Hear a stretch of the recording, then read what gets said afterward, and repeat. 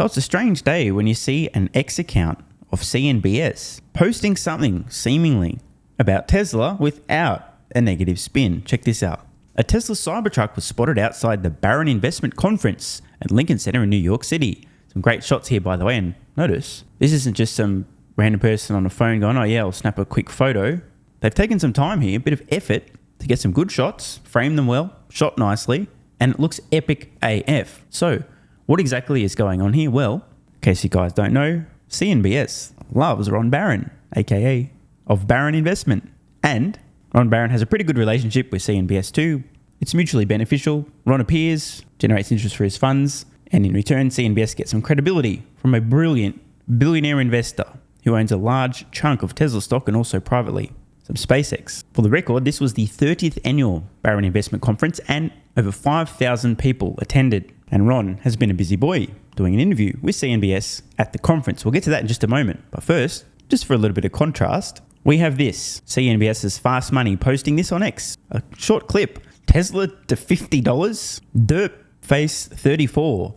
Thinks the EV maker is being valued incorrectly and says that when the stock finally caves in, the market will be corrected. Dan Nathan, remember him, also weighs in. And as always, Melissa Lee is here as well. Always good for a bit of balance. So let's first watch this very short clip about why Tesla could be headed to $50 per share according to some derp on CNBS. It's 209 right now. So at what price do you say, you know what? I've made the money. I'm good. Where do other companies trade right now, Guy, on a multiple basis? Listen, I know we're going to talk to Dan in a second, but I think if it gets back below 100 or towards 100, it'll probably take some off. But I think it's going to 50. Wait. So just a bit of context. We'll rewind in a sec. Didn't mean to interrupt there, but it seems quite obvious that Derp here is currently short Tesla stock and is explaining that once it gets towards $100 per share, then I might exit some of my short position. Just wanted to be clear. So let's rewind a sec. Oh, I cannot believe it. What is it with these investors, using the term loosely here, who have such humiliation fetishes that they publicly appear in the finance media explaining that they've shorted Tesla stock and then explaining why they think, oh, it's going to go to $100 or less. Oh my God, dude. I swear it must be related to some shit that happened in their childhood, right? Second, but I think if it gets back below 100 or towards 100, it'll probably take some off. But I think it's going to $50. No, $50. Did you hear Melissa Lee chime in there? She's always balanced, reasonable and rational, at least from my experience of watching her discuss Tesla and being on the panel when there's a lot of derps discussing Tesla. $50? Looking forward to hearing exactly why that makes sense. And I'm glad Melissa Lee challenged this guy. Please explain, derp. I can make a better... Listen, okay, and Now, just for some more context, for those who haven't been watching regularly, historically speaking, Dan Nathan has been extremely bearish on Tesla to the point where I have relentlessly roasted him. Elon Musk has roasted him after me roasting him on X and Elon responding. Dan, the very definition of an emotional investor who also knows that Elon bad. But keep in mind, this was also true of Tim Seymour, who eventually changed his tune, and Joe Kern as well. So over time, the folks on CNBS are slowly realizing that they were completely wrong about both Tesla and Elon Musk. Not holding much hope here, but just putting that context out here. Melissa Lee, currently on the panel with a guy who actually thinks Tesla's going to 50 and plans to exit his short at 100. I mean, what was he doing earlier this year? Would have been the perfect opportunity. Anyway, and Dan, who typically loves an excuse to hate on Tesla, hate on Elon, at least historically. and I've been... Does the world collapse around it as it goes to $50? I've said before. Now, that was a brilliant question there from Melissa. Trying to illustrate the absurdity of Tesla going to $50 per share. Oh, okay, so you mean like asteroid impacts in World War III. That's the scenario in which Tesla gets to $50 per share. You moron. Please explain. I've said this whole cycle that we'll know that the market's corrected when Tesla finally caves, when Tesla finally gives in. I have nothing against it. I just think it's being valued incorrectly. I think it's an auto company. Listen, I think it goes back to what I was saying about those other parts of the business. Like, again, I think if it goes down to $100, which it was trading at in January, it's probably a buy there. What the... What? Okay, is this a glitch in the Matrix? Dan just... So, someone on the panel who's shorting Tesla stock, who thinks they're just a car company, what an idiot, has explained that they're just a car company, and Dan has jumped in and exclaimed that there's other parts of the business you should be considering as well. What the then he's talked about potentially buying Tesla. What's going on, guys? I think this is the moment. Dan has finally woken up. Now, I don't hold that much hope. He's still emotionally very volatile human being, but wow, I don't even know what else to say. You guys remember, if you're a regular of the channel, let me know in the comments below. You remember watching this guy talk Tesla and talk Elon constantly, right? Emotional outbursts. And now he's defending the company, suggesting they're not just a car company, and even talking about buying the stock. Well, wonders never cease. Did this just actually happen? Now, in fairness, I did predict this literally almost 4 years ago. The finance media waking up slowly, one after one. Also the analysts. They'll eventually get the story, and one by one, they'll switch from bears to neutral to bulls. And we are seeing this play out. But I'll tell you what, I thought Dan would be a little bit more of a holdout. I just can't believe that. I have to rewind and listen to what he just said again, explaining that there's other elements of the business, not just a car company, and that he'd actually buy at a certain point. We'd have to listen to that again. I think it goes back to what I was saying about those other parts of the business. Like, again, I think if it goes down to $100, which it was trading at in January, it's probably a buy there. You know what I mean? You weren't pressing it at $100 in January. I wasn't, but I started when it got back to like 140 before that Q4 print in January. And I think the most important thing, every quarter that they have reported this year, the fundamentals have been deteriorating. It's that simple. So like, there's no reason to be buying it here. Oh, thank fuck. For a minute there, I was concerned that Dan had gone full bull. Baby steps, right? Now, just wanted to share that, some context. We have a guy who literally thinks Tesla's going to $50 and is currently short and intends on exiting his short at 100. I certainly wouldn't be betting on that. You never know, though. And now over to Ron Barron, who has enough credibility among investors that over 5,000 of them attended his 30th annual investment conference. Let's talk about Tesla as we always do, but then I want to sort of broaden it out and talk about the markets and some of the other companies that you're invested in. There was an analyst call just yesterday, this is HSBC, which really initiated coverage. They said that their price target was $146. I assume you probably looked at this and probably laughed given your very bullish views on Tesla. But what was so interesting about the report was that they really were trying to define the company as an EV automobile maker. Is that the way you think about this company? I think about it as a technology company that's providing services to their own company and to others. They can't possibly be matched by anyone else. They have data, technology. They make cars cheaper than anyone else. When Ford makes one of these cars, an electric car, every car they make, they lose $36,000 on. $36,000 per car. Our company now makes about $80,000. Well, I mean, you know, losing $36,000 a car isn't that bad, right? Right? I mean, it's not that bad. Like, if they sold 1 million vehicles and lost $36,000 on each of them, they'd only lose $36 billion. So I'm sure everything's going to be fine for Ford and they're not in trouble. And don't worry, the competition is coming. $8,000 or $9,000 in profit a car. They were making $15,000 in profit a car. But if they build a plant that costs $7 billion for 1 million cars, that plant was making $15 million a year. $15 billion a year on a $7 billion investment. $15 billion on a $7 billion investment. So this is insane, and Ron does happen to be privy to a lot of information that the general public isn't necessarily aware of. He does have private conversations fairly regularly with people within Tesla. Just think about this for a moment. Tesla is getting such an insane return on their own capital that they invest X amount, and then per year, once that investment is built out, they get 2 times their initial investment out every year. Where else can you find returns like that? I mean, would you guys be happy to make double your investment every single year?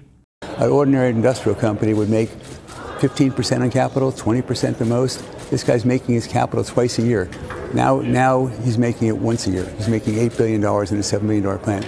So he's the lowest cost person. Everything about the business is trying to drive prices lower. Right now, they will be in a very... In the 1900s, early 1900s, the automobile companies were tremendous innovators. No longer is the case. In the 1950s, they decided they were going to go for profitability, and they outsourced all of their supply chain to their detriment. And all these companies went bankrupt. Hundreds of them went bankrupt.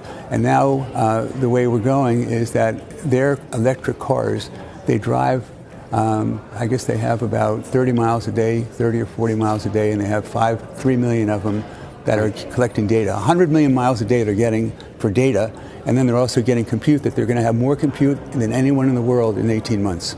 Which again is more proof that the moron we heard from earlier who thinks Tesla's just a car company and the stock's headed to $100 per share is obviously right, and he's going to make a lot of money and he's short, and you should definitely listen to him. I mean, it's not like Tesla having among the most compute in the world kind of suggests that they're not just a car company. And plus, even if that was true, the competition's coming anyway, so don't worry about it. So to train it. Have you been surprised, and this is true of the other EV makers, a lot of EV makers have put out big goals in terms of sales, and then So did someone say, plans, lots of plans, and zero results? I think that's where he's going with this. You know, the things that I mocked at the time, said there's no way they're going to do those numbers and they don't even believe it. And, well, anyway. And they've scaled those goals back, saying... I mean, again, I just have to do it. Sorry, guys, but I don't make predictions and then forget about them. I literally called this at the time. These companies are going to continually make these audacious goals and plans. They're going to tell us they're going to excel X amount of vehicles, and then it's not going to happen, and they're going to have to reduce those. At the same time, they're also going to be increasing their supposed plans in the future and also bringing forward their no more ICE vehicles being produced date consistently. This will keep happening. We're not done. It's just the beginning. To be clear, these companies will keep putting outrageous goals out in the public, failing to meet them, and then at the same time that they fail to meet these goals, they'll also be announcing even more aggressive goals that they're also going to fail to meet. There's just not the customer demand. Do you think that is the responsibility or a function of the products that these other automakers are putting out? Oh, Andrew, what a clever question. To which the answer is yes. As I've covered in the past, if you create a turd, even if you polish that turd and put a few sprinkles on and stick a candle in it, it's still a turd, and you're not going to be able to sell them in the same marketplace where Tesla is producing the world's most compelling, affordable, safe, technologically advanced electric vehicles. Or do you think that there actually isn't the demand for EVs writ large that maybe was anticipated or expected? There's 1.5 billion cars that have to get replaced. They do about 80 million cars a year, and a small percentage of those, 10%, are electric right now. Ultimately, it's going to be all electric. But the reason there's not more demand is the cars that are out there are not very attractive by the dealers, by the car companies, and they're expensive, number two. And then in addition to that, the dealers who sell them, they don't want to sell them because there's nothing to service. The dealers make all their money on servicing. So dealers sell them, right. They're not selling them. You talked about trying to bring prices down, and that's something that Elon Musk has talked a lot about. At the same time that he's going to try to bring prices down, you have the potential for Tesla to become a target of the UAW, which of course just made this new deal with the other big automakers at meaningfully higher prices in terms of what those employees are going to be getting. What do you think about that? I think Tesla's employees are the highest paid workers in the world as far as the automobile companies go, because they own stock. As a function of the stock. And that stock option would not be present in all instances if it were a unionized company. Now, this is true, and you would hope that Tesla employees in general aren't dumb enough to unionize and forego Tesla stock ownership, because that'd be some serious brain damage right there. Would also come close to destroying the company. So nobody wins in this situation. The unions were in control of Fremont.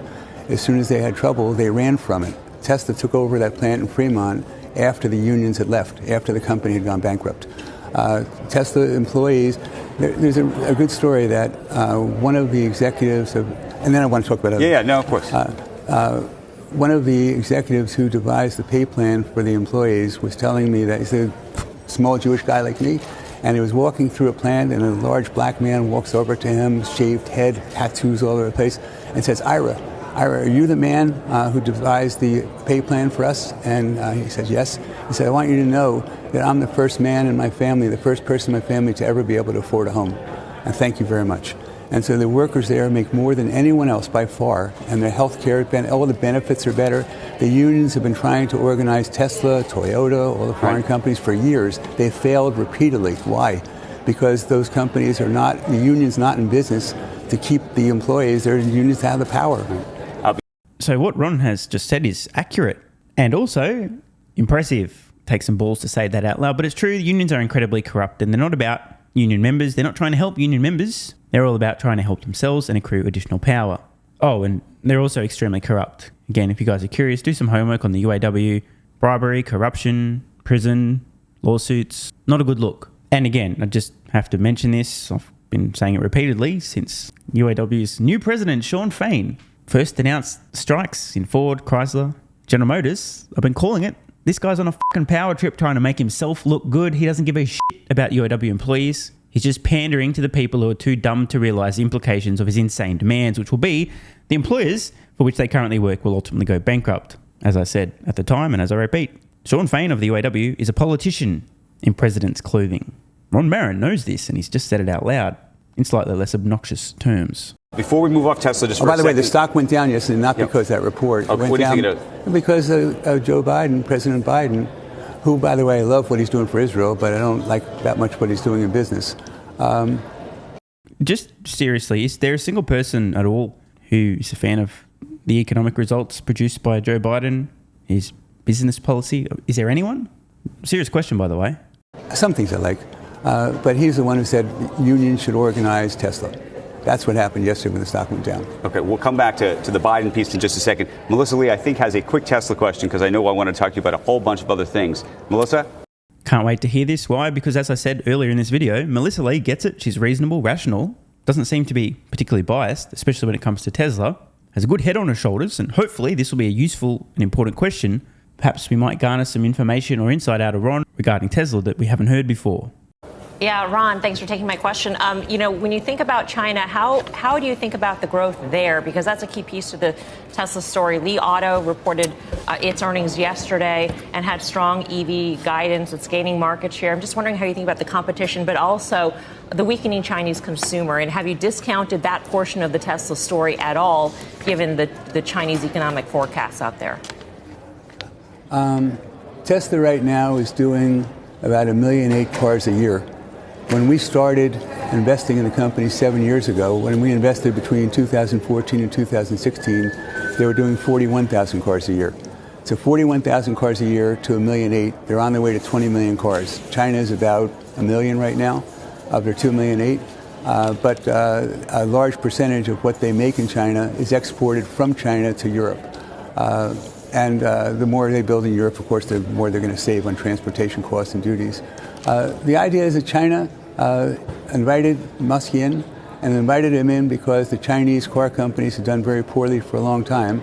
And the promise was that he's going to help them become better car manufacturers, and he's not trying to take over the market in China, better car manufacturers and develop a local supply chain.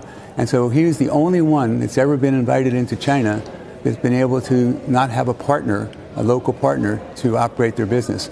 So I'm convinced that they have good operations in China. The person who runs their Chinese business, the Tesla business in Austin, in fact, is probably in line to be an important person at Tesla overall. He's Chinese, and he was brought from China to Texas and runs the business there. He's going to be in charge of all the automobile business. So I think the relations they have with China are exceptionally good. Both people are getting something from it, and I think that business will continue to grow. But he's going to open plants all around the world for low-cost cars, and wait till you see what's going to happen when all of a sudden they start selling cars instead of for $40,000 a piece, for $25,000 a piece, which is going to happen in about a year and a half. So before Ron finishes his point here, the $25,000 Tesla, it's game fucking over. This is a thing that literally bankrupts companies like Toyota and Volkswagen. They enter the mass market, no one can compete, it is over. In addition, again, Ron is often privy to information not everybody knows publicly. Then again, this is kind of obvious, but he did just mention there that Tesla intends on building factories all over the world to produce these next-gen vehicles. So, just saying. From their new model, the new model they think is going to do 5 million cars a year. 5 million cars a year for the Model 2, that's coming. So a little bit of context. The world's best-selling vehicle today, funnily enough, is the Model Y, which is doing about 1 million. That was the previous bar for how many units per year a world's best-selling vehicle would do in a year. Around 1 million. Ron just said that Tesla themselves, so he's probably heard this from Tesla, he's not just making it up, Tesla themselves believe this next-gen vehicle will sell 5 million units per year. More context, the world's largest automotive manufacturers, by unit volume today, and in fact, historically, have never sold more than about 11 million units, just round it down to about 10. This one vehicle alone could do approximately half the volume of an entire automotive manufacturer at its peak global volume when it was the number one on the planet for vehicles sold in a single year. Imagine the economies of scale.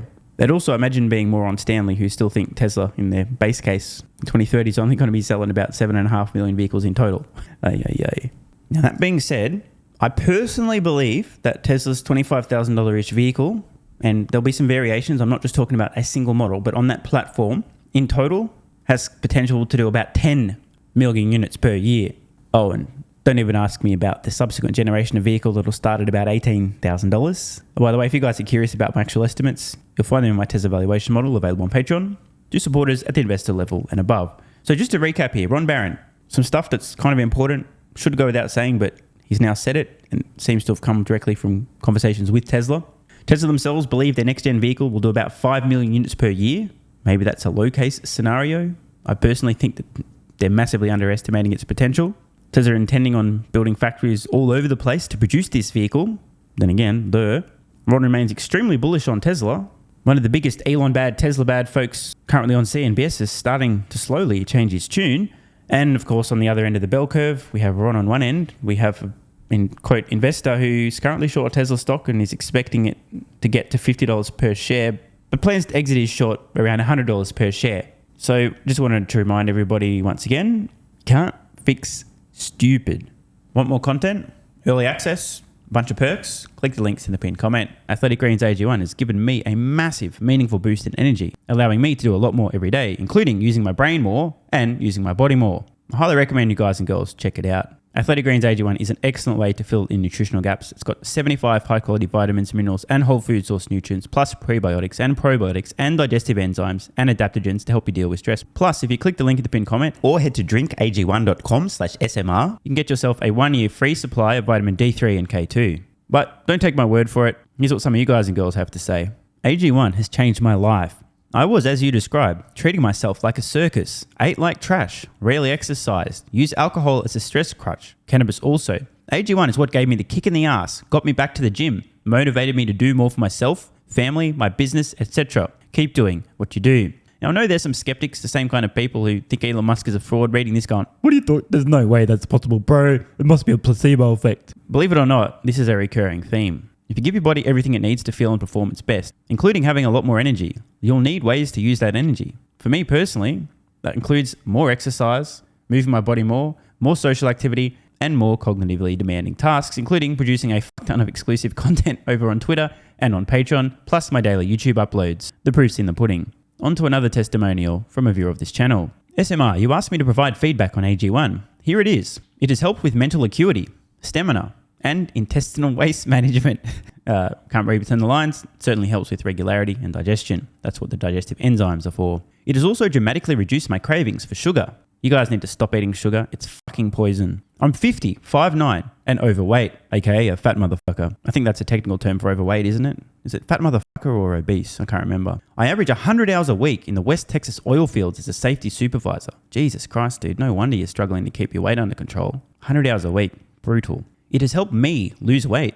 It is not an appetite suppressant. It can help fat people suppress cravings, and motivation to be healthier is critical for changing your diet. Love you, brother. Again, this is a great point. It's something people really don't seem to grasp. If you have more energy, everything becomes easier. It's like turning on easy mode for life. A few years ago, before I was taking AG1, my health was trash. I was struggling to get through the day, had afternoon fatigue. The last thing I wanted to do was either use my brain or move my body. Didn't have the energy. Now, my biggest struggle every day is figuring out ways to use that energy. I'm exercising way more, doing a lot more with my friends and family, and of course, my work output has increased substantially. And you can fact check me. Check out the average length of my videos I was posting to YouTube 3 years ago. Need I say more? And one final testimonial. Love this one.